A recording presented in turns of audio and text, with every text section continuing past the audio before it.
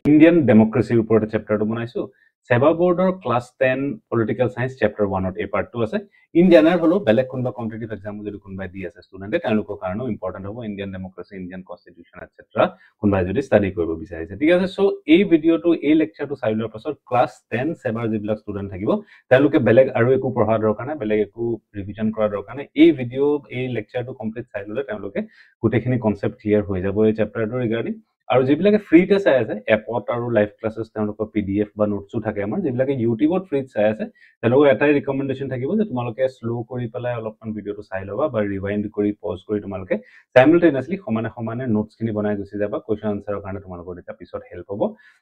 So begin কৰিছো chapter ঠিক আছে ইণ্ডিয়ান ডেমক্ৰেসি তাত যোৱা আগতে ইণ্ডিয়ান ডেমক্ৰেসিলে যোৱা আগতে প্ৰথমতে আমি জানি ল'ব চেষ্টা কৰিম যে ডেমক্ৰেসি মানে কি ডেমক্ৰেসিৰ অৰ্থ কি দুটা ইংলিশ দুটা শব্দৰে মিলি পেলাই বনিছে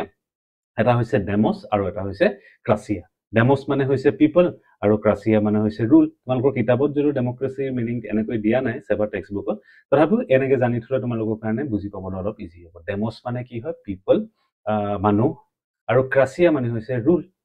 So, here rule by people to ami democracy বুলি কওঁ democracy is that form of government where people rule আমাৰ নিচিনা সাধাৰণ মানুহে শাসন কৰে কেনেকৈ শাসন কৰে সাধাৰণ মানুহে ডাইৰেক্টলি গৈ টু পাৰ্লিয়ামেন্টত নবহে আমি ৰিপ্ৰেজেন্টেটিভ বিলাক আমাৰ সেন্ড কৰো আমাৰ এমএলএস বিলাক আমাৰ এমপিস বিলাক তেওঁলোকক আমি ইলেক্ট কৰি আমি মানে 18 বছৰ পাৰ হৈ যোৱাৰ পাছত আমি যিবিলাক ভোটাৰ আইডি পাই যাওঁ যিবিলাক ভোটিংৰ কাৰণে এলিজিবল হওঁ সেই এডাল্ট সিটিজেন্স বিলাকে আমি ভোট কৰো ভোট কৰাৰ পাছত কি হয় আমাৰ লেজিসলেটিভ আমাৰ ৰিপ্ৰেজেন্টেটিভস বিলাক এমএলএ এমপি বিলাক যায় আৰু তেওঁলোকে আমাৰ কাৰণে ৰুল বনায় আৰু 5 বছৰৰ মূৰে ইলেকশন হয় সো এটা ফিডব্যাক মেকানিজমো আছে সো হেতুকে ডেমক্ৰেসি বুলি কোৱা হয় ঠিক আছে প্ৰথম কথা এটো ইন্ডিপেন্ডেন্ট হৈ যোৱাৰ দিনাখনে 1947 অৰ 15 আগষ্টত বাই ডিফল্ট ইন্ডিয়া কি হৈ গৈছে ডেমক্ৰেসি হিচাপে ইন্ডিপেন্ডেন্স পাইছে বিভিন্ন কান্ট্ৰিয়ে ওভাৰ দ্য ইয়াৰ্স লাহে লাহে গৈ ডেমক্ৰেসিটোক একসেপ্ট কৰিছে যেনেকৈ ফৰ এক্সাম্পল নেপালৰ এক্সাম্পল তোমালোকে ল'ব পাৰা ভুটানৰ এক্সাম্পল তোমালোকে ল'ব পাৰা হেবিলাক কি আছিল প্ৰথমতে মনাৰ্কি আছিল কিন্তু লাহে লাহে গৈ তেওঁলোকো এতিয়া ডেমক্ৰেসি হৈ গৈছে বাট ইন্ডিয়া কি আছিল ইন্ডিপেন্ডেন্ট হোৱাৰ দিন ধৰিয়ে 15 আগষ্ট 1947 অৰ পৰাই এটা ডেমক্ৰেটিক কান্ট্ৰি বা এখন ডেমক্ৰেটিক কান্ট্ৰি হিচাপে স্টাৰ্ট হৈছে যাত্ৰাটো নেক্সট ইম্পৰ্টেন্ট কোৱেশ্চন আহিলে যে কনস্টিটিউশন মানে কি ঠিক আছে কনস্টিটিউশন মানে হৈছে set of rules to guide the people এখন ৰুল বুক বুলি আমি ক'ব পাৰো কনস্টিটিউশন that বিভিন্ন পাৱাৰ্স বিভিন্ন ৰাইটস সকলো সিটিজেনস সকলো অফিচাৰ্স সকলো important positions of the country হেবিলাকৰ পাৱাৰ্স হেবিলাকৰ ডাইৰেকশনস হে গুটে বস্তুবিলাক লিখা থাকে ক্লাস 11ত গৈ আৰ্টস পঢ়িল তোমালোকে আৰু ডিটেইলছত পাবা এতিয়া তোমালোকে ইমানেই জানাটো তোমালোকৰ কাৰণে যথেষ্ট কাফি আছে তোমালোকৰ কাৰণে যে কনস্টিটিউশন কি হয় constitution is a set of rules and regulations যেটো আমি এতিয়া বৰ্তমান ইণ্ডিয়ান কনস্টিটিউশনৰ কথা পাতি আছো সো ইণ্ডিয়ান কনস্টিটিউশনৰ কথা পাতিলে আমি বুজি পাম যে a set of rules and regulations a guideline book হয় যাৰ মাধ্যমেৰে গোটেই দেশখন গভৰ্ণ হয় ঠিক আছে সো আদাৰৱাইজ কি হ'ব যদি এনেকুৱা সেট অফ ৰুলস এণ্ড ৰেগুলেশনস কনস্টিটিউশনখন যদি নাথাকে কি হ'ব তেতিয়া হলে আৰ্বিট্ৰাৰী ইউজ অফ পাৱাৰ হ'ব পাৰে পুলিচে হে তোমাক ৰাস্তাত ধৰিব পাৰে ৰাস্তাত তোমাক শাস্তি দিব পাৰে ঘৰৰ পৰা সুচৰাই লৈ যাব পাৰে হেবিলাক বস্তু কিয় নহয় বিকজ এখন কনস্টিটিউশন আছে তাত সকলোৰে পাৱাৰ্স সকলোৰে ৰুলস সকলোৰে ৰাইটস সকলোৰে ডিউটিজ বিলাক মেনশন কৰা আছে সো তুমিওটো বহুত এনেকুৱা কাম নকৰা যিবিলাক কৰিলে তুমি পানিশমেন্ট পাব পাৰা কিয় বিকজ তুমি অলৰেডি জানা যে হেবিলাক কৰাটো নট এলাউড কেনেকৈ জানা নট এলাউড বুলি বিকজ আমাৰ কনস্টিটিউশন এখন আছে সেই কনস্টিটিউশনে হে বস্তুবিলাক মেনশন কৰিছে যে ফৰ এক্সাম্পল আমাৰ আৰ্কিঅলজিক্যাল মনুমেন্টস বা নেশনাল মনুমেন্টস বিলাক আমি ৰেসপেক্ট কৰিব লাগে নেশনাল এন্থেমটোক আমি ৰেসপেক্ট কৰিব লাগে নেশনাল ফ্ল্যাগক আমি ৰেসপেক্ট কৰিব লাগে হেবিলাক সকলো বস্তু ক'ত দিয়া আছে যে ফান্ডামেন্টাল ডিউটি আমাৰ কনস্টিটিউশনত দিয়া আছে প্ৰেসিডেন্টৰ কেনেকৈ ইলেকশন হ'ব প্ৰাইম মিনিষ্টাৰৰ কেনেকৈ হ'ব প্ৰাইম মিনিষ্টাৰ কেনেকৈ এপইন্ট হ'ব এজন এমএলএ কেনেকৈ ইলেকশন হ'ব এজন এমপি কেনেকৈ ইলেকশন হ'ব সেই গুটেই বিলাক কনস্টিটিউশন দিয়া আছে এনেকৈ নহয় যে মন গল কালি কোনবা এজন খুচকাৰি আহিলে গৈ পেলাই লেজিসলেটিভ এসেম্বলিত সোমাই গৈ পেলাই কলে যে মই এমএলএ হয় নগাঁৱৰ বা মই এমএলএ হয় গোলাঘাটৰ নো তেনেকৈ নচলে কনস্টিটিউশনে এটা প্ৰসেস সেট কৰিছে যাৰ মাধ্যমেৰে এটা ইলেকশন প্ৰক্ৰিয়া হয় যাৰ ফলত তেওঁলোক গৈ এটা ৰিপ্ৰেজেন্টেটিভ সকলো মানুহৰ যাতে ৰাইটস বিলাক সকলোৰে ৰাইটস আছে সকলো মানুহৰ ৰাইটস বিলাক যাতে ইজনে হিজনৰ ওপৰত ওভাৰলেপ নকৰক তোমাৰ অধিকাৰ যাতে তোমাৰ কাখৰ মানুহৰ অধিকাৰৰ ওপৰত ওভাৰলেপ নকৰক সেই কাৰণে সকলোৰে ৰাইটস বিলাক ভাগ কৰি ডিভাইড কৰি দিব কাৰণে আমি কি ৰাখিছো আমাৰ ওচৰত কনস্টিটিউশন এখন আছে ঠিক আছে আমাৰ কনস্টিটিউশনখন কোনে প্ৰিপেয়াৰ কৰিছিলে ইন্টাৰেষ্টিং কথা হয় যে কনস্টিটিউয়েন্ট এসেম্বলি বুলি এটা বডিয়ে কনস্টিটিউশনখন প্ৰিপেয়াৰ কৰিছিল ফাইন এটো কথা মনত ৰাখিব লাগিব কাৰণ কনস্টিটিউয়েন্ট এসেম্বলিৰ বিষয়ে আমি ডিসকাশন অলপ আগত গৈ পেলাই আৰু কৰিম আৰু পৰীক্ষাত এটো খুদে ইম্পৰ্টেন্ট হয় ফাইন সো আমি কি দেখি পালো প্ৰথমতে আমি ডেমোক্ৰেসি দেখি পালো rule by the people demos plus kratos তাৰপিছত আমি দেখিলো কনস্টিটিউশন কি হয় a set of rules and regulations to govern a group of people আৰু কোনে হেতু বনাইছে ইণ্ডিয়াৰ কনস্টিটিউশনৰ কথা যদি আমি সুধো কোনে বনাইছে কনস্টিটিউয়েন্ট এসেম্বলি বুলি এটা গ্ৰুপে বনাইছে এটো আমি চাম অলপ পাছত গৈ যে কনস্টিটিউয়েন্ট এসেম্বলি কি আছিল ফাইন এতিয়া লাগে আমি ইমানখিনি বস্তু জানো এটা নেক্সট ইন্টারেস্টিং আৰু ইম্পৰ্টেন্ট কোৱেশ্চন যেটো আহে পৰীক্ষাৰ কাৰণে অতি ইম্পৰ্টেন্ট যেটো হয় এটো হৈছে ডেমোক্ৰেসি আৰু কনস্টিটিউশনৰ মাজত ৰিলেশনটো কি আছে what is the relationship between a democracy and a constitution হেতু স্লাইড খনত আমি ইয়াত দেখি পাইছো ঠিক আছে সো লাইভ ক্লাসে যদি কোনবাই লব বিচাৰিছা এতিয়া সেপ্টেম্বৰ মাহত আমাৰ লাষ্ট ব্যাচ স্টাৰ্ট হ'ব ক্ৰ্যাশ কোৰ্সৰ ব্যাচ এটা তোমালোকে WhatsApp কৰিব পাৰা সো কনস্টিটিউশন আৰু ডেমোক্ৰেসি ৰিলেশনটো আমি চাব লাগে কনস্টিটিউশন আৰু ডেমোক্ৰেসি এটা কমপ্লিমেন্টাৰী টু ইচ আদাৰ মানে কি এটা নহলে ইটো নচলে ফাইন এটা আৰু আনটোৱে ইটো হিতুক ইটোৱে হিতুক কমপ্লিমেন্ট কৰে ইটোৱে হিতুক বেটাৰ কৰে fine so one cannot function properly without the other there cannot be a true democratic state without having a constitution of its own যেনেকে আমি কি কলো যে ডেমোক্ৰেসি অৰ্থটো মই কলো যে ৰাইটস ফৰ এভৰিওয়ান পিপলৰ অধিকাৰ মানুহে বনোৱা এখন চৰকাৰ আমাৰ নিচিনা সাধাৰণ পিপলে বনোৱা এখন চৰকাৰ যাক আমি ডেমোক্ৰেসি বুলি কওঁ আমাৰ সাধাৰণ পিপলে যদি ডিসিশন মেকিংত পাৰ্টিসিপেট কৰে তেতিয়া হলে আমি তাক ডেমোক্ৰেসি বুলি কওঁ সো সেই কাৰণে এতিয়া কি আহিব যে প্ৰত্যেকজন মানুহৰ কিবা কিবি ৰাইট থাকিব বিকজ কি কৈছে ডেমোক্ৰেসি মিনিং হৈছে সাধাৰণ পিপলৰ অধিকাৰ থকা এটা গভৰ্নমেন্ট এখন পলিটিক্যাল সিস্টেম সো যেতিয়া সকলো মানুহ যে দুজন তিনিজন চাৰিজন হলে বেলেগ কথা যেতিয়া 1 কোটি 10 কোটি 100 কোটি পপুলেশনৰ মানুহে যেতিয়া একেলগে লগ লাগি পেলাই এটা কান্ট্ৰি এখন ষ্টেট ফৰ্ম কৰিব তেতিয়া হলে তুমি ইমাজিন কৰিব চেষ্টা কৰা যে প্ৰত্যেকজনৰ অধিকাৰটো বচাই ৰাখাটো কিমান কষ্টকৰ হ'ব তোমালোকৰ ক্লাছতেই কিমান দিগদাৰ হৈ যায় 50 জন 40 জন ষ্টুডেন্ট আছে তাৰ মাজতে সকলোৰে ৰাইটস বিলাক ৰিপ্ৰেজেন্ট কৰাটো কিমান কষ্ট হয় তোমালোকে এটা অ্যাসাইনমেন্ট নিজৰ মাজতে কৰি চাবাচোন টিউচনলৈ যোৱা ষ্টুডেন্ট খিনি আজিখিনি For example, social science tuition to বহুতে নলয় ইজি বুলি ভাবে maths physics chemistry tuition যে বিলাক যায় ঠিক আছে ভাবা যে maths ৰ tuition তোমালোকে কৈছে আৰু science ৰ tuition তোমালোক আছে এই তোমালোকে দেখিছা যে ওভাৰল্যাপ হৈছে maths ৰ tuition টু সময়তে science ৰ tuition টু ৰাখিছে কোনোবা এজন টিচাৰে এতিয়া সেই একেটা টিউশন maths ৰ বেচতে 20 জন ষ্টুডেন্ট আছে ঠিক আছে এতিয়া এনেকুৱা হৈছে যে 5 জন ষ্টুডেন্ট সেক্ৰেটাৰী হাৰ্টৰ আছে 5 জন ষ্টুডেন্ট নন বস্কৰ আছে 5 জন ষ্টুডেন্ট বেলেগ স্কুলৰ আছে এই 5 জন সেক্ৰেটাৰী হাৰ্টৰ যিকিজন ষ্টুডেন্ট আছে তেওঁলোকৰ কি হৈছে স্কুলত ফিজিক্স টিচাৰে বা সায়েন্স টিচাৰে এটা এক্সট্ৰা ক্লাছ ৰাখিছে এটা পাৰ্টিকুলাৰ ডেটত আৰু সেই সময়টোতে কোইনসিডেন্টলি কি হৈছে ম্যাথছৰ টিউশনটো পৰে য'ত বেলেগ স্কুলৰ ষ্টুডেন্ট বিলাকো আহে এটা সেক্ৰেটাৰী স্কুলৰ ষ্টুডেন্ট বিলাকে কি কৈছে যে স্যাৰ বা মিস আমাৰ টিউশনটো এডজাস্ট কৰি দিব লাগে কাৰণ আমাৰ স্কুলত এক্সট্ৰা ক্লাছ এটা পাইছে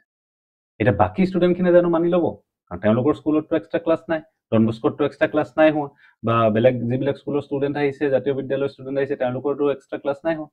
তেওঁলোকেটো মানি নলয় স্যাৰ নহব আমি কেনেকৈ কৰিম আমি কিয় এডজাস্ট কৰিম বেলেগ সময়ত ললে আমি কেনেকৈ আহিম আমাৰ বেলেগ সময়ত বেলেগ টিউশন থাকে সো দেখিবা যে তোমালোকে তাতে ডিসিশন মেকিংটো কিমান অসুবিধা হয় এই 10 জন 15 জন 20 জন মানুহৰ মাজত সেই তেনে ধৰণে সেই পৰিস্থিতিত যেতিয়া আমি 100 কোটি মানুহৰ যেতিয়া ৰাইটছক প্ৰটেক্ট কৰাৰ কথা কওঁ তেতিয়া হলে বহুত বেছি কমপ্লেক্স সিচুৱেচন এটা হৈ যায় আৰু তাৰ কাৰণে কিহৰ প্ৰয়োজন হয় তাৰ কাৰণে কনস্টিটিউশনৰ প্ৰয়োজন হয় একদম ফিক্স ৰুল সেট লিখা ক্লিয়াৰলি সকলোৰ আগত থকা এখন কিতাপ হ'ব লাগিব তেতিয়াহে ৰুল মেকিং হ'ব তেতিয়াহে ডিসিশন মেকিং কৰিবলৈ সুবিধা হ'ব চৰকাৰে কেনেকৈ ডিসিশন মেকিং কৰিব ফাইন সো সেই কাৰণে আমি কৈছো যে কনস্টিটিউশন আৰু ডেমোক্ৰেসি সম্পৰ্কটো খুব ইম্পৰ্টেন্ট আনসাৰ ৰাইটিংৰ কাৰণে এটো ইম্পৰ্টেন্ট হয় অলপ 2 মাৰ্কস 3 মাৰ্কসৰ কোৱেশ্চনৰ কাৰণে খুদিব পাৰে লাইভ ক্লাছৰ ষ্টুডেন্ট বিলাকে তো আনসাৰটো পায় কিন্তু আনফৰচুনেটলি ইউটিউবত যিখিনি চাব তেওঁলোকক আনসাৰটো লিখাই দিব নোৱাৰিম তেওঁলোকে এনেকৈ বুজি ল'ব চেষ্টা কৰা যে কনস্টিটিউশন আৰু ডেমোক্ৰেসি ইটোৱে হিতুক কমপ্লিমেন্ট কৰে কিয় বিকজ এটা নহলে আনটো চলাটো মুস্কিল ডেমোক্ৰেসিত য'ত সকলোৰে ৰাইটস সকলোৰে অধিকাৰ সকলোৰে ডিসিশন মেকিংৰ কথা কৈছো সেই কাৰণে কনস্টিটিউশনখন ইম্পৰ্টেন্ট য'ত এই সকলোৰে অধিকাৰ বিলাক বেলেগ সেপাৰেট কৈ ফিক্স কৰা থাকিব যাতে ইজনে সিজনৰ ওপৰত ওভাৰল্যাপ নকৰে তুমি গান শুনি ভাল পোৱা ৰাতি 2 বজাত হয়তো ফুল মিউজিকত গান শুনিব পাৰা কিন্তু তোমাৰ কাষৰ নেবাৰেটো নিবিচাৰে তেওঁটো শুই আছে তেওঁ 10 বজাত শুই যায় ৰাতিপুৱা জগিং যায় 5টা বজাত উঠি এক্সাৰসাইজ কৰে জিম যায় সো তেওঁৰ অধিকাৰ বিলাকৰ কথা কোনে চাব তুমি যদি ৰাতি 2 বজাত গান বজোৱা ঠিক একে ধৰণে তেওঁ যেতিয়া ৰাতি 10 বজাত শুই যাব বিচাৰিছে এটো তেওঁৰ ইচ্ছা তেওঁৰ পাৰ্সোনাল কথা তোমাৰ অধিকাৰ আছে ৰাতি 2 বজাত গান শুনা কিয় তুমি নুশুনিবা ঠিক আছে। সো এনেকুৱা ধৰণৰ ডিবেট ডিছকাশ্যন বিলাকক সলভ কৰিবৰ কাৰণে কনষ্টিটিউশ্যনখন ইম্পৰ্টেণ্ট, কাৰণ সকলোৰে ৰাইট আছে। যদি অথৰিটেৰিয়ান গভৰ্ণমেণ্ট হ'লে কাৰো ৰাইট নাথাকিলে হয়, চৰকাৰে ওপৰৰ পৰা কৈ দিলে হয়, ৰজাই কৈ দিলে হয় যে ৰাতি 9 বজাৰ পাছত কোনো গান বজাব নোৱাৰে। কিন্তু যিহেতু ডেমক্ৰেচি, চৰকাৰে সেই কথাটো কৈ দিব পৰা নাই। সো সেই তাক মিলাই ৰাখিবৰ কাৰণে কি হয়, আমাক ডেমক্ৰেচি ইম্পৰ্টেণ্ট, ডেমক্ৰেচিত কনষ্টিটিউশ্যনৰ প্ৰয়োজন আছে, আৰু কনষ্টিটিউশ্যন এখন তাতহে কাম আহে য'ত ডেমক্ৰেচি আছে। য'ত ফাইন। সো এই কথাটো বুজি ল'ব চেষ্টা কৰিবা। সো নেক্সট আহিলো মেকিং অফ দ্য কনষ্টিটিউশ্যন। আমাৰ ইণ্ডিয়াৰ কনষ্টিটিউশ্যনখন কেনেকৈ হৈছে, ভাৰতৰ সংবিধানখন কেনেকৈ বনিছে। মই আগতে কৈছিলো যে কনষ্টিটুৱেণ্ট এছেম্বলি এটাৰ মাধ্যমেৰে বনিছে। খুব কমপ্লেক্স এটা দীঘলীয়া প্ৰচেছ এটা হৈছিলে। আমাৰ ইণ্ডিয়া ইণ্ডিপেণ্ডেণ্ট হোৱাৰ আগৰ পৰাই ষ্টাৰ্ট কৰিছে। হিষ্ট্ৰী তোমালোকে চেপ্টাৰ 2 যদি ভিডিঅ' চাইছা, তলত মই আকৌ এবাৰ ডেছক্ৰিপশ্যনত দি দিম, rise of Gandhi and the anti British movement in India, rise of Gandhi and the freedom movement of India, যিটো আছে চেপ্টাৰ 2 হিষ্ট্ৰী। তাতে গ'লে তোমালোকে দেখিবা বিভিন্ন এনেকুৱা অফাৰ আহিছিলে, Cripps proposal, cabinet mission plan, Mountbatten plan, সেইবিলাকৰ শ্বৰ্টছো বনাইছো মই ৰিভিজনৰ কাৰণে। সো তাৰ মাজতে এটা যিটো আহিছিলে কেবিনেট মিছন প্লেন বুলি 1946ত ইণ্ডিয়াৰ ইণ্ডিপেণ্ডেন্সৰ দিশে প্লেনিং কৰিবৰ কাৰণে কেবিনেট মিছনটোক পঠাইছিলে। কোনে পঠাইছিলে? ক্লিমেণ্ট এটলি বোলা প্ৰাইম মিনিষ্টাৰজনে পঠিয়াইছিলে ইংলেণ্ডৰ পৰা। কুইক ৰিভিজনৰ কাৰণে তোমালোকে মনত ৰাখি ল'ব পাৰা। সো কেবিনেট মিছন প্লেন মনত পেলোৱা, ইণ্ডিয়াত আহি পেলাই কি কৈছিলে 1946ত? তেওঁলোকে কৈছিলে যে ইণ্ডিপেণ্ডেন্স পাবা আৰু কি হ'ব, কনষ্টিটুৱেণ্ট এছেম্বলি এটা ফৰ্ম কৰা হ'ব বুলিও কৈছিলে তেওঁলোকে। খালি সেই সময়ত কি কৈছিলে, পাকিস্তানৰ ফৰ্মেশ্যনৰ কথাটো তেওঁলোকে কোৱা নাছিলে। এখনেই ইউনিয়ন হ'ব বুলি কৈছিলে কেবিনেট মিছন প্লেনে। কিন্তু কেবিনেট মিছন প্লেনে এই কথাটো কৈছিলে যে এটা কনষ্টিটুৱেণ্ট এছেম্বলি কিন্তু বনোৱা হ'ব। 1946ত কৈছিলে তেওঁলোকে। ফাইন। সো বেকগ্ৰাউণ্ডটো কি আছিলে? কনষ্টিটুৱেণ্ট এছেম্বলি 1946ত ছেকেণ্ড ৱৰ্ল্ড ৱাৰ খতম হোৱাৰ পাছত বনাইছিলে। সেই সময়ত যোন লেবাৰ পাৰ্টি পাৱাৰত আহিছিলে। ইম্পৰ্টেণ্ট MCQ শ্বৰ্ট কুৱেশ্যনৰ কাৰণে ভেৰি ইম্পৰ্টেণ্ট, যে ৱৰ্ল্ড ৱাৰ 2 শেষ হোৱাৰ পাছত ইংলেণ্ডত চৰকাৰ কাৰ বনিছিলে? সেইটো প্ৰশ্ন সুধিব পাৰে। সো ইংলেণ্ডত চৰকাৰ বনিছিলে লেবাৰ পাৰ্টি বোলা political party. Labour party, conservative party, এনেকুৱা পাৰ্টিবিলাক আছিলে ইংলেণ্ডত। কনজাৰভেটিভ পাৰ্টিৰ লিডাৰ উইনষ্টন চাৰ্চিল আছিলে। তেখেতৰ সময়তে ছেকেণ্ড ৱৰ্ল্ড ৱাৰখন চলি আছিলে। যেতিয়া ছেকেণ্ড ৱৰ্ল্ড ৱাৰ শেষ হ'ল, পাব্লিকে তেওঁক নিবিচাৰিলে, তেওঁক ভোট নকৰি পেলাই লেবাৰ পাৰ্টি বোলা পাৰ্টিটোক পাৱাৰত আনিলে, আৰু 1945ৰ ইলেকশ্যনত ক্লিমেণ্ট এটলি বোলা মানুহজন প্ৰাইম মিনিষ্টাৰ হ'ল। আৰু আমি দেখিছিলো যে labour party by default in general কি হয়, অলপমান চিম্পেথেটিক হয় ইণ্ডিয়াৰ পলিটিক্সৰ ফালে। ইণ্ডিয়াৰ ইণ্ডিপেণ্ডেন্সৰ দিশে তেওঁলোক অলপ চিম্পেথেটিক আছিলে, অলপ ফোকাকুল আছিলে তেওঁলোক। সো তেওঁলোকে ডিচাইড কৰিলে যে ইণ্ডিয়াৰ ইণ্ডিপেণ্ডেন্সটো ইমান বছৰৰ পৰা ডিমাণ্ড কৰি আছে, বেচেৰা সহজ সৰল মানুহ, তেওঁলোকক গৈ আমি ইমান আঁতৰৰ পৰা গৈ তেওঁলোকক শাসন কৰি আছো, শোষণ কৰি আছো, আমি এইটো বন্ধ কৰিব লাগে। সো তাৰ দিশে প্লেনিং কৰিবৰ কাৰণে আমি কি পঠিয়াম? আমি কেবিনেট মিছন প্লেন এটা পঠিয়াম। কোন কোন মেম্বাৰ আছিলে কুইকলি কমেণ্টত মেনশ্যন কৰা। কেবিনেট মিছনৰ প্লেনৰ মেম্বাৰ কোন কোন আছিলে মই কৈ নিদিওঁ এতিয়া। কেবিনেট মিছন প্লেনৰ মেম্বাৰ কেইজনৰ নাম ফটাফট কমেণ্টত লিখিবা তোমালোকে। সো কি হ'ল, ইয়াতে কেবিনেট মিছনৰ প্লেনৰ হিচাপ মতে এটা কনষ্টিটুৱেণ্ট এছেম্বলি ফৰ্ম কৰাৰ ডিচিশ্যন ল'লে। ইয়াত নামটো আছে, এতিয়া কমেণ্টত যদি লিখা নাই তোমালোকে এতিয়ালৈকে দেখি পাইছে। Stafford Cripps, AV Alexander, Patrick Lawrence. MCQ short কুৱেশ্যনৰ কাৰণে বহুত ইম্পৰ্টেণ্ট। ফাইন। সো ইয়াৰ ৱৰ্কআউট কৰিব আছিলে, তেওঁলোকে এটা এগ্ৰিমেণ্ট ছেট কৰিব আছিলে লেবাৰ পাৰ্টি, মুছলিম লীগ আৰু কংগ্ৰেছ গভৰ্ণমেণ্টৰ, কংগ্ৰেছৰ যিবিলাক লিডাৰ আছিলে সেই সময়ত, যাৰ মাজত এটা ডিছছেটিছফেকশ্যন ষ্টাৰ্ট হৈছিলে ইণ্ডিয়াৰ ইণ্ডিপেণ্ডেন্সৰ প্লেনিংটো ৰিগাৰ্ডিং। তেওঁলোকৰ মাজত ছেটেলমেণ্ট কৰাবৰ কাৰণে আহিছিলে, আৰু ইণ্ডিয়াৰ ইণ্ডিপেণ্ডেন্সৰ প্লেনিংটো আগবঢ়াব আহিছিলে। সো মুছলিম লীগে সেই সময়ত নেমানিছিলে, বিকজ পাকিস্তানৰ কথা কোৱা নাছিলে, কেঞ্চেল হৈ গৈছিলে। কেবিনেট মিছন প্লেনটো এপ্ৰুভ কৰা নাছিলে ইণ্ডিয়ান লিডাৰ্ছবিলাকে। কিন্তু তথাপিও তাত যিটো কনষ্টিটুৱেণ্ট এছেম্বলি বুলি এটা বস্তু কৈ দিছিলে, এই কনষ্টিটুৱেণ্ট এছেম্বলি ফৰ্মেশ্যনটো কিন্তু হৈ গৈছিলে ভেৰি ইণ্টাৰেষ্টিংলি। বাকী প্ৰভিজনবিলাক ৰিজেক্ট কৰি দিয়া হৈছিলে, যে পাকিস্তান এখন নহ'লে আমি কেবিনেট মিছন প্লেনটো একচেপ্ট নকৰোঁ। কিন্তু কনষ্টিটুৱেণ্ট এছেম্বলি বনাবৰ কাৰণে যি প্লেনটো দিছিলে, যে কনষ্টিটিউশ্যন এখন বনাব লাগে ইণ্ডিয়াৰ কাৰণে, সেই বস্তুটো ষ্টাৰ্ট হৈ গৈছিলে লাহেকে। Fine. So as per cabinet mission plan start হৈ গৈছিলে। মেম্বাৰশ্বিপটো কেনেকৈ হোৱা কথা আছিলে, এতিয়া কথাটো আহিলে কনষ্টিটুৱেণ্ট এছেম্বলিৰ বিষয়ে। কনষ্টিটুৱেণ্ট এছেম্বলি কি হয়? Constituent Assembly is a group of people, is a body which was formed to write, to make the Constitution of India. Constituent Assembly এটা body, এটা organization যিটো বনোৱা হৈছিলে ভাৰতৰ সংবিধানখন লিখিবৰ কাৰণে। কিহৰ পৰা বনোৱা হৈছিলে? সেইটো কেবিনেট মিছন প্লেনৰ ৰিকমেণ্ডেশ্যন মতে বনোৱা হৈছিলে। তাৰ মেম্বাৰ্ছবিলাক ক'ৰ পৰা আহিছিলে? কি স্বৰ্গৰ পৰা পৰিছিলে নেকি ইণ্ডিয়াৰ কনষ্টিটিউশ্যন লিখিবৰ কাৰণে? নহয়, ইণ্ডিয়াৰে লিডাৰ্ছবিলাকৰ মাজৰ পৰা তেওঁলোক ইলেক্ট হৈছিলে। ইনডাইৰেক্টলি ইলেক্ট হৈছিলে ঠিক আছে সাধাৰণ পিপল পপুলেশ্যন ইন জেনেৰেলে ভোটিং কৰা নাছিলে যিবিলাক সেই সময়ত legislative provincial legislative committee already আছিলে তাৰ মেম্বাৰ্স বিলাকে ইলেক্ট কৰি পেলাই তেওঁলোকক আনিছিলে কিছুমান ব্ৰিটিছে ডাইৰেক্টলি নমিনেটো কৰিছিলে প্লাস কিছুমান যিবোৰ প্ৰিন্সলি ষ্টেটছ আছিলে সেই সময়ত ৰজা মহাৰাজা বিলাক যিবিলাক বাকি থাকিছিলে এই প্ৰিন্সলি ষ্টেটছ বিলাকৰ ৰিপ্ৰেজেন্টেটিভ বোৰ ইয়াতে আছিল ঠিক আছে তো কোন কোন হলে কি দেখিলো আমি যে ক্যাবিনেট মিশন প্ল্যানৰ ৰিকমেন্ডেশন মতে ফৰ্ম হোৱা এটা গ্ৰুপ এটা অৰ্গানাইজেশন যাৰ উদ্দেশ্য আছিল ভাৰতৰ সংবিধানখন তৈয়াৰ কৰা তাক আমি ক্যাবিনেট মিশন বুলি কওঁ কোৱেশ্চন আনসাৰৰ কাৰণে ইম্পৰ্টেন্ট লিখি লবা তাৰ মেম্বাৰ্স বোৰ কেনেকৈ আহিছিলে ইনডাইৰেক্টলি ইলেক্ট কৰা হৈছিলে by the members of the legislative assembly কিছুমান মেম্বাৰ ব্ৰিটিছে নমিনেটো কৰিছিলে আৰু ফাইনালি যিবিলাক প্ৰিন্সলি ষ্টেটছ আছিলে তাৰ মাজৰ পৰাও তেওঁলোকৰ ৰিপ্ৰেজেন্টেটিভ বিলাক ইয়াতে আহিছিলে ফাইন ইলেকশন বিলাক কেতিয়া হৈছিল 1946 ত হৈছিলে আৰু কংগ্ৰেছে মেজৰিটি সিটস বিলাক পাইছিলে কনস্টিটিউয়েন্ট এছেম্বলিত কিয় পাইছিলে মেজৰিটি সিট বিলাক বিকজ যি মানুহ বিলাকে যি মেম্বাৰ্স বিলাকে ইলেক্ট কৰিছিলে ইনডাইৰেক্ট ইলেকশন বুলি মই কৈছো ইনডাইৰেক্ট ইলেকশন বুলি কৈছো এই সময়ত গোটেই ষ্টেট বিলাকত মেজৰিটিতে কি আছিল কংগ্ৰেছ পাৰ্টিৰে গভৰ্ণমেন্ট আছিল সেই কাৰণে সেই ইলেক্টেড ৰিপ্ৰেজেন্টেটিভ বিলাকে যেতিয়া ইনডাইৰেক্টলি ইলেক্ট কৰিব তেতিয়া এই মানুহখিনিয়ে যদি কংগ্ৰেছৰ থাকে তেওঁলোকে ইলেক্ট কৰা মানুহখিনিটো কংগ্ৰেছৰে হ'ব সো সেই কাৰণে কি হৈছে বেছিভাগ মেজৰিটি কংগ্ৰেছৰ আছিল মুছলিম লীগৰ মানুহ খুব কম আছিল যেহেতু মুছলিম লীগৰ মানুহ কম আছিল মুছলিম লীগৰ লিডাৰ্স বিলাকে টেনচন হল যে আমাৰ ৰাইটস আমাৰ অধিকাৰ বিলাকৰ কথা সাকে নেপাতিবই নেকি কনস্টিটিউয়েন্ট এছেম্বলিত ভালকৈ সেইকাৰণে আমি পাৰ্টিসিপেট নকৰো তেওঁলোকে বয়কট কৰি দিলে ফাইন সো প্ৰথম সিটিং যিকিজন মানুহ বাকি থাকিলে যিকিজনে বয়কট কৰিলে মুছলিম লীগৰ মেম্বাৰ্স তেওঁলোক গুছি গল বাৰু তেওঁলোকে নকৰিলে পাৰ্টিসিপেট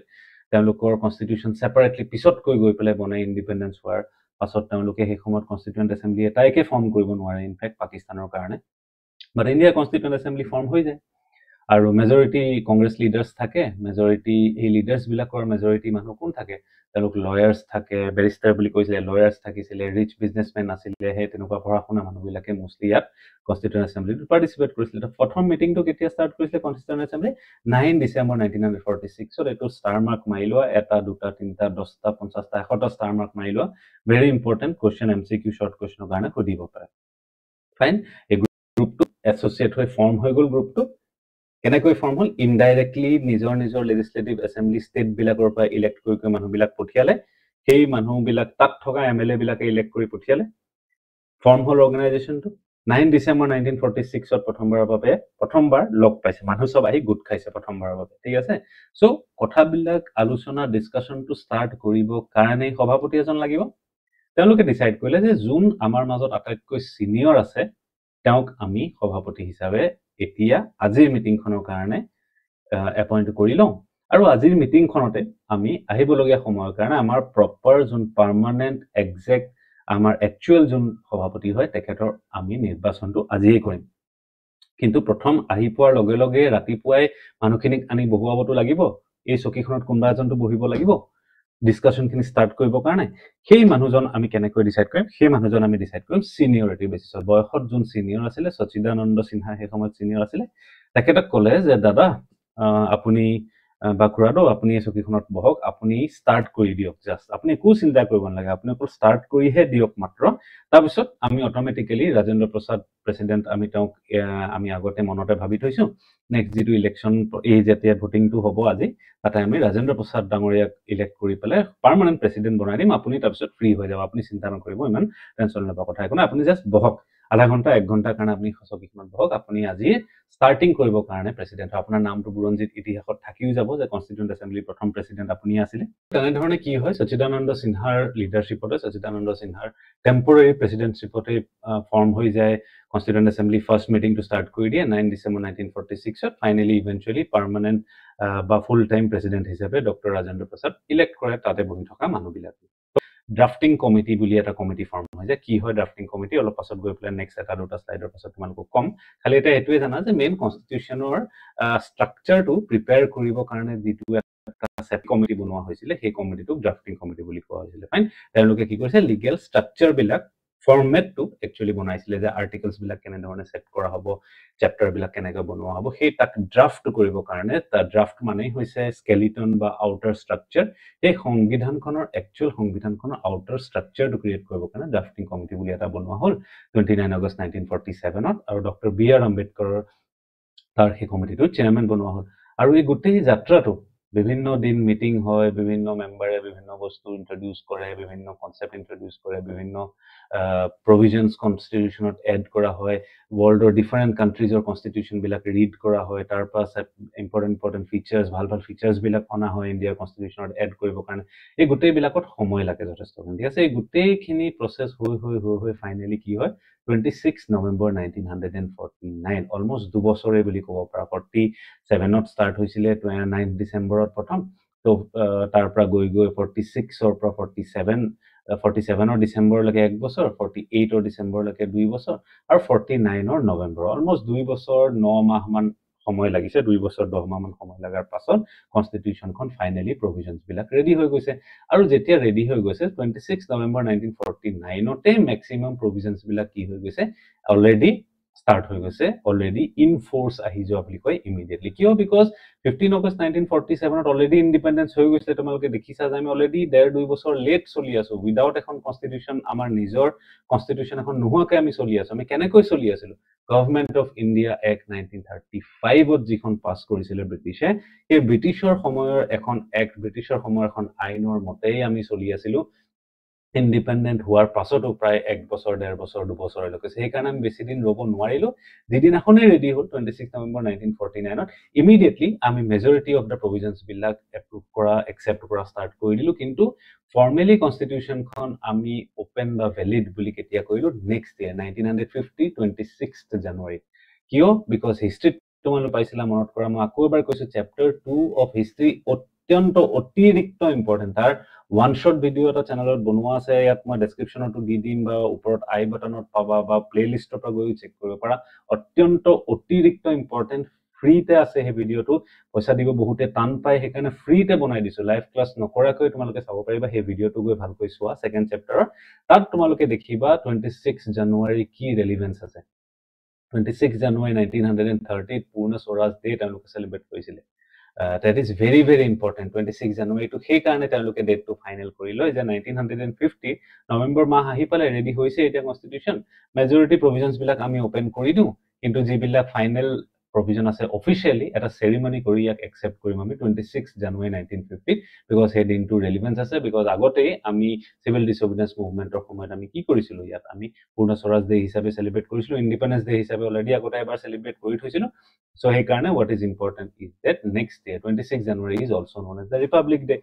Fine, so এইটো আছিলে কনষ্টেণ্টলিৰ গোটেই মেকানিজম। তো ড্ৰাফটিং কমিটি এতিয়া কি হয় মনত ৰাখিবা, ড্ৰাফটিং কমিটিটো কি হৈছিলে, কনষ্টিটিউশ্যনৰ ষ্ট্ৰাকচাৰটো, ফ্ৰেমৱৰ্কটো ড্ৰাফ্ট কৰিবৰ কাৰণে বনোৱা হৈছিলে। তেওঁলোকে কি লিখিছিলে নেকি সংবিধানখন? নাই লিখা। ৰাইটিং আৰু ড্ৰাফটিং দুটা বেলেগ বস্তু, ঠিক আছে। ৰাইটিংটো আমাৰ সংবিধানখন ফাৰ্ষ্ট যিখন original copy of our constitution, এখন হাতেৰে লিখা হৈছিল, ঠিক আছে। এজন ব্যক্তিয়ে হাতেৰে লিখিছিলে, প্ৰেম বিহাৰী নাৰায়ণ ৰায়জাদা বুলি এজন ব্যক্তিয়ে হাতেৰে সংবিধানখন লিখিছিলে। চ' ৰিটেন দ্য কনষ্টিটিউশ্যন বুলি ক'লে সেই মানুহজনৰ নাম কৰিব। Who drafted the constitution, who formed the structure of the constitution বুলি সুধিলে ড্ৰাফটিং কমিটিৰ নাম আহিব। আৰু তাৰে চেয়াৰপাৰ্চন কোন আছিলে? B R Ambedkar. চ' সেইকাৰণে বহুতে ৰাফলি কি কৰে, বি আৰ আম্বেদকাৰৰ লগতে ৰিলেট কৰে drafting of the India's constitution বুলি। তেওঁ লয়াৰ আছিলে, খুব এক্সপাৰ্ট লয়াৰ আছিলে। চ' তেখেতৰ চেয়াৰমেনশ্বিপত এই কমিটিটো ফৰ্ম হয়। Gopalaswami Ayyangar, Alladi Krishnaswami Ayyar, K M Munshi, Saiyid Muhammad Saadulla, N Madhava Rao, D P Khaitan, সেই গোটেইবিলাক মেম্বাৰ আছিলে তাতে। তোমালোকৰ কিতাপতো দিয়া আছে, পেজ নম্বৰ 4ত তোমালোকৰ দিয়া আছে, তাত গৈ তোমালোকে চেক কৰিব পাৰা, ফটো এখনো দিয়া আছে কনষ্টিটিউৱেণ্ট এছেম্বলি ড্ৰাফটিং কমিটিৰ মেম্বাৰ কেইজনৰ, ঠিক আছে। ড্ৰাফটিং কমিটিৰ মেম্বাৰ কেইজনৰ ইয়াত নাম পালা, খুব ইম্পৰ্টেণ্ট। এতিয়া যেতিয়া যাত্ৰাটো ষ্টাৰ্ট হৈছে, কনষ্টিটিউশ্যন মেকিঙৰ যেতিয়া যাত্ৰাটো ষ্টাৰ্ট হৈছিলে 1946ত, আমি কি কৈছিলোঁ যে 9 ডিসেম্বৰৰ পৰা ষ্টাৰ্ট হৈ গৈছিলে তেওঁলোকে লগ পোৱা সো 9 ডিসেম্বৰত লগ পাই ৰাজেন্দ্ৰ প্ৰসাদক পাৰ্মানেন্ট প্ৰেসিডেন্ট হিচাপে ইলেক্ট কৰে তাৰ পৰা এদিন দুদিন যায় তেনেকৈ 13 ডিসেম্বৰ 1946 জৱাহৰলাল নেহৰুৱে কি কৰে জৱাহৰলাল নেহৰু এটা অবজেক্টিভ ৰিজলিউশন ৰাখে ৰিজলিউশন এটা প্ৰস্তুত কৰে কনস্টিটিউয়েন্ট এছেম্বলিৰ সন্মুখত যে আমি সংবিধানখন যে বনাবলৈ ইয়াত বহিছো এটা দীঘলীয়া যে 1 বছৰ 2 বছৰ 3 বছৰ দিন পত নাজানো কিমান দিন লাগিব ইমান দিন লাগি পেলাই যে আমি এখন সংবিধান এখন বনাবলৈ যে বহিছো আমাৰ উদ্দেশ্যটো কি থাকিব আমাৰ প্ল্যানিংটো কেনেকৈ ধৰণৰ হ'ব আমাৰ সংবিধানখনৰ মেইন প্ৰধান আমাৰ মেইন অবজেক্টিভস কিটা কি থাকিব সেইটো কাৰণে তাক কৈছে অবজেক্টিভ ৰিজলিউশন ঠিক আছে যে আমাৰ সংবিধানখনৰ অবজেক্টিভ কি থাকিব আমি কি কৰিম ন আমি মানুহখিনি অকল কি ইয়াত চাহ ভাত খাবলৈ আড্ডা দিবলৈ এটা আহিছো নেকি নাই সংবিধানখন বনাবলৈ আহিছো সো গতিকে কেনেকৈ কি অবজেক্টিভ হ'ব কি বস্তু মেইন আমি ধ্যান ৰাখিব লাগিব যে কনস্টিটিউশনখনত থাকক বাকি বহুত বস্তু থাকিব আজিয়ে মই সকলো কথা কৈ দিব নোৱাৰো কিন্তু মেইন কি বস্তু কিটা আমি মিস কেতিয়াও কৰিবই নোৱাৰো সেই বস্তু কিটা মই আজিয়ে কৈ দিব বিচাৰিছো আপোনালোক সকলোৰে আগতে এই কথাটো কোনে ক'লে জৱাহৰলাল নেহৰুৱে ক'লে 13 ডিসেম্বৰ 1946 ৰাখিলে ৰিজলিউশনটো আৰু কনস্টিটিউয়েন্ট এছেম্বলি বাকি মেম্বাৰস বিলাকে কি কৰিলে majority unanimously in majority objective ৰিজলিউশনটো এপ্ৰুভ কৰি দিলে ভোট কৰি পেলাই যে ঠিক আছে এই যিখিনি জৱাহৰলাল নেহৰুৱে কৈছে এই পইণ্ট কিটা আমি কিন্তু ৰাখিব লাগে এইটা আমি ইগনোৰ কৰিব নোৱাৰো হেতু সকলোৱে একচেপ্ট কৰিলে যে এইকিটা অবজেক্টিভ হ'ব আমাৰ সংবিধানখনৰ আমাৰ কনস্টিটিউশনখনৰ ইয়াৰে বহুতখিনি বস্তু পাছত গৈ পেলাই আমি কোড দেখিব পাওঁ প্ৰিএম্বল অফ দা কনস্টিটিউশনখনত দেখিব পাওঁ ঠিক আছে সো 13 ডিসেম্বৰত দিছিলে মই কৈছো আৰু কনস্টিটিউয়েন্ট এছেম্বলি কি কৰিছে 22 জানুৱাৰী 1947 ত একচেপ্ট কৰি লৈছে এপ্ৰুভ কৰি লৈছে তো আউটলাইন কৰিছিলে principles of the and guiding ideas of the constitution কি থাকিব না থাকিব হেতু কথা মই কলোই অলৰেডি ইয়াত স্লাইডত বাকি বস্তুখিনি দিয়া আছে তোমালোকে চাই ল'ব পাৰা বা স্ক্ৰিনশ্বট লৈ ৰাখি থব পাৰা fine so preamble of the constitution এতিয়া এই অবজেক্টিভ ৰিজলিউশনৰ মতেই গোটেই কনস্টিটিউশনখন পাস কৰা হ'ল আৰু ফাইনালি কনস্টিটিউশনখন যেতিয়া তৈয়াৰ হ'ল কেতিয়া তৈয়াৰ হ'ল 26 নৱেম্বৰ 1949 ত ৰেডি হ'ল হে গোটেই বুকখন ৰেডি হ'ল এজন মানুহে লিখি তাক ৰেডি কৰি উলাই আনিলে প্ৰেম বিহাৰী ৰাইজাদাৰ মই নাম ক'লো অলৰেডি সো এই কনস্টিটিউশনখনৰ ফাৰ্স্ট ইন্ট্ৰোডাকশনতে আমি কি ৰাখিলো প্ৰিএম্বল বুলি এটা বস্তু ৰাখিলো প্ৰিএম্বল অফ দা কনস্টিটিউশন ফাইন আৰু আমি কি ক'লো যে অবজেক্টিভ ৰিজলিউশনৰ পৰাই ম্যাক্সিমাম বস্তু আহিয়ে প্ৰিএম্বলখনত এড হ'ল প্ৰিএম্বলৰ বিষয়ে ডিটেইলছত যাম federal structure of India's constitution চাম ইণ্ডিয়ান ফেডাৰেলিজম ষ্টাডি কৰিম হেবিলাক নেক্সট ভিডিও এটাত চাম আদাৰৱাইজ বহুত বেছি দীঘল হৈ যাব ঠিক আছে সো নেক্সট ভিডিওটো তোমালোকে গৈ প্লেলিষ্টৰ পৰা চেক কৰিব পাৰা পলিটিক্যাল সায়েন্স সেবা ক্লাস 10 পলিটিক্যাল সায়েন্সৰ যিটো প্লেলিষ্ট আছে তাৰ পৰা গৈ চেক কৰিব পাৰা ঠিক আছে সো থ্যাংক ইউ সো মাচ নেক্সট ভিডিওটো তোমালোকে চাই ললে গোটেই চেপ্টাৰটো তোমালোকৰ কমপ্লিট হৈ যাব